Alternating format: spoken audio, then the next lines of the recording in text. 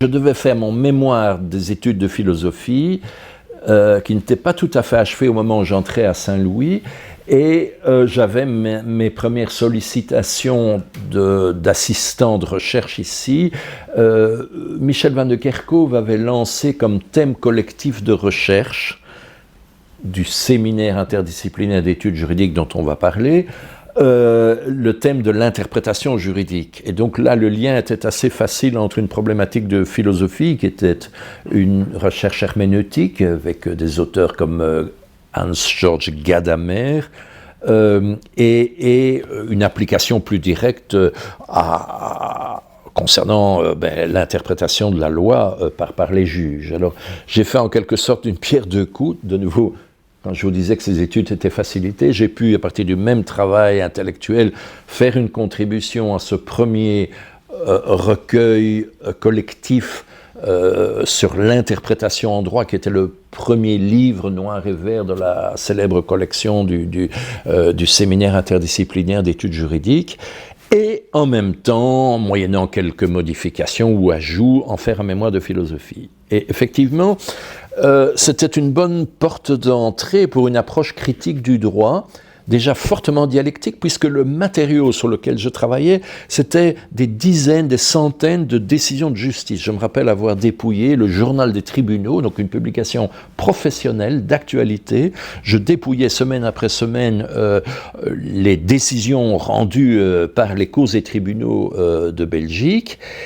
Et je développais par ailleurs des lectures théoriques de philosophie herméneutique appliquées à cet objet. Donc là, on voit tout de suite les deux exigences de ce travail interdisciplinaire, des lectures de fond de type théorique et immédiatement une tentative d'application à un matériau juridique, de sorte que cela me mettait en position de dialogue avec les deux tribus professionnelles, celle des théoriciens d'un côté, celle des juristes professionnels de l'autre. Je fais une toute petite parenthèse pour dire que c'était d'ailleurs la méthode que Chaim Perlman, le fameux professeur de l'ULB, auteur donc de la nouvelle rhétorique, avait mis en place lui-même, puisque ses travaux sur l'argumentation et sa fameuse théorie de l'argumentation étaient confrontés le samedi matin, je me rappelle, dans les locaux de notre Fonds national de la recherche scientifique, avec un groupe d'amis, des gens de sa génération qui étaient souvent des hauts magistrats.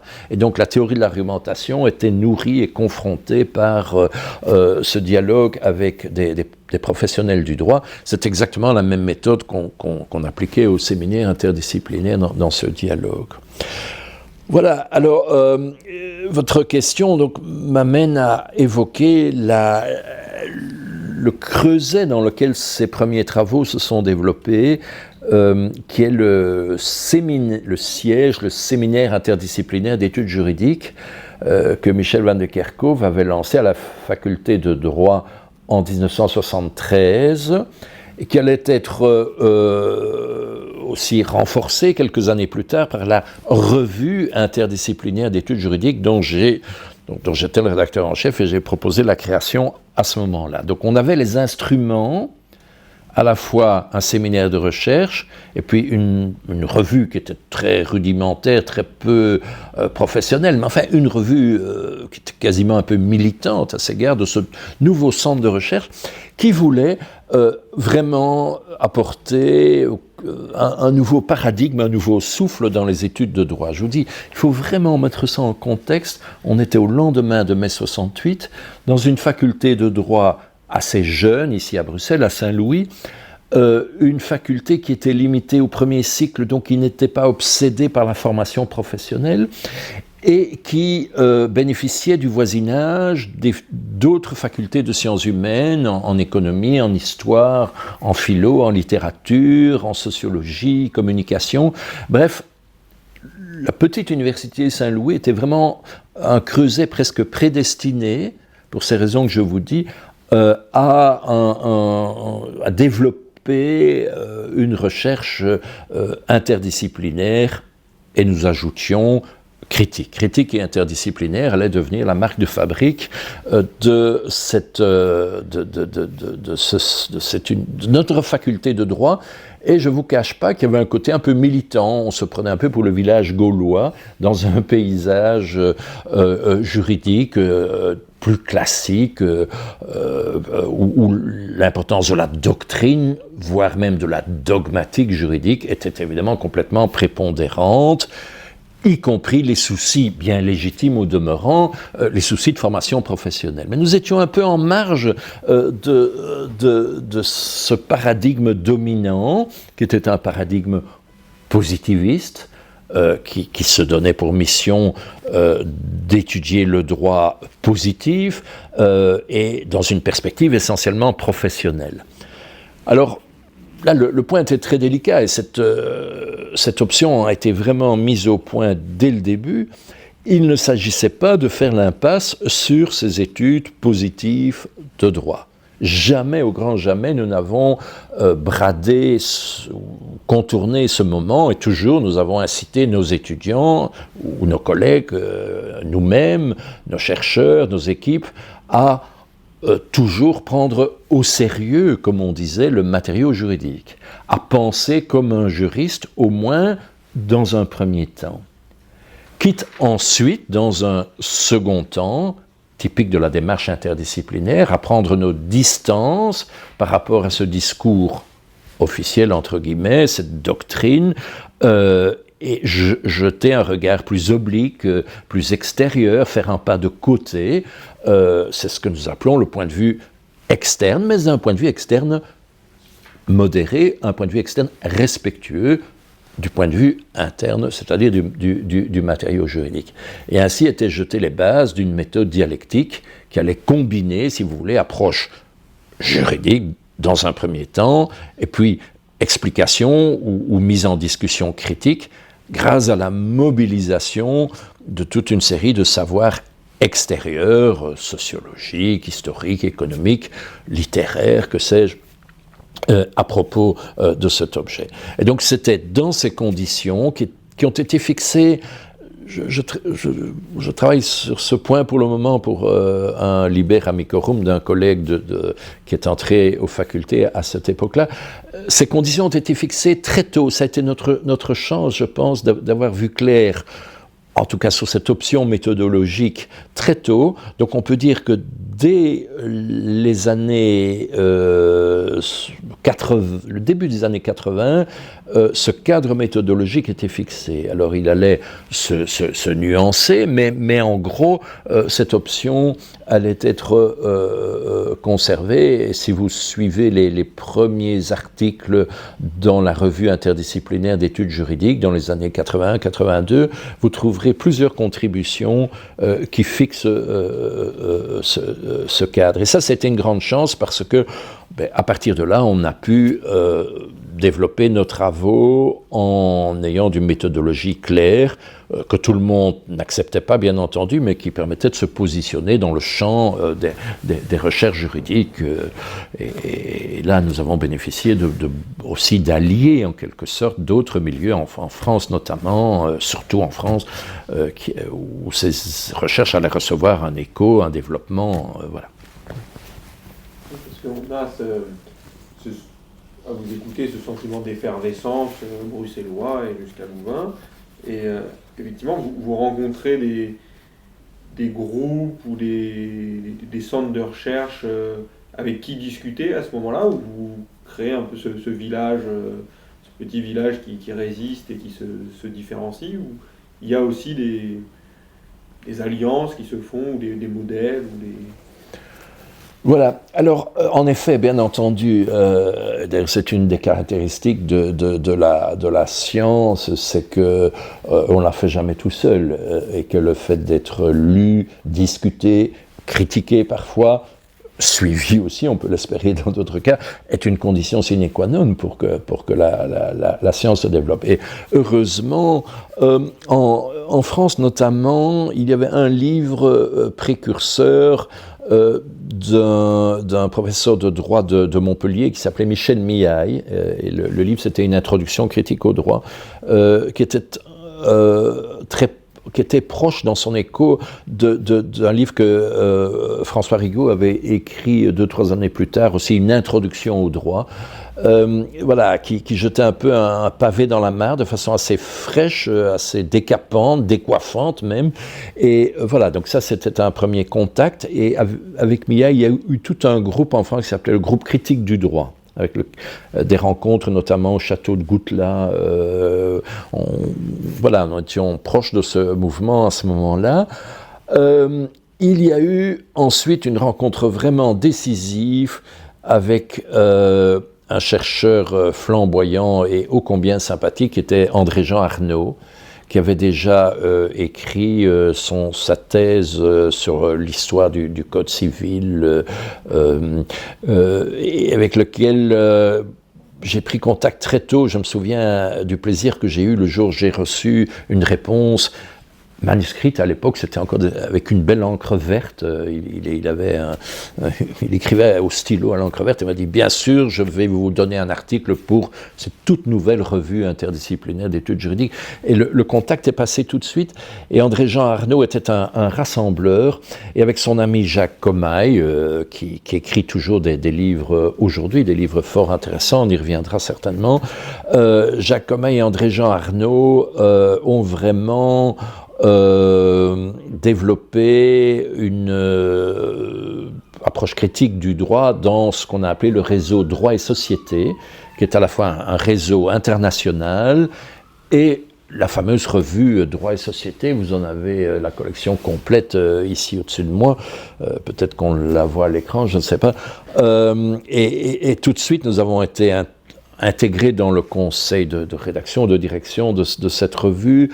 On a participé plusieurs fois par an à des réunions de ce que André-Jean Arnaud appelait le cercle de cordialité. Et vous voyez, le mot est tout de même intéressant et tellement révélateur. Je fais une nouvelle parenthèse pour dire que la recherche est non seulement collective, mais aussi parfois une affaire de confiance, voire d'amitié. Et le mot cordialité n'était pas usurpé, c'était vraiment des chercheurs qui, de différents pays, des Anglais, des Sud-Américains, des Italiens, des Espagnols, partageaient un paradigme commun avec une certaine ferveur et vraiment une cordialité. On avait des mises au vert à la campagne, on se recevait. En fait, tout ça était très, très enthousiasmant. Je voudrais dire ça aussi.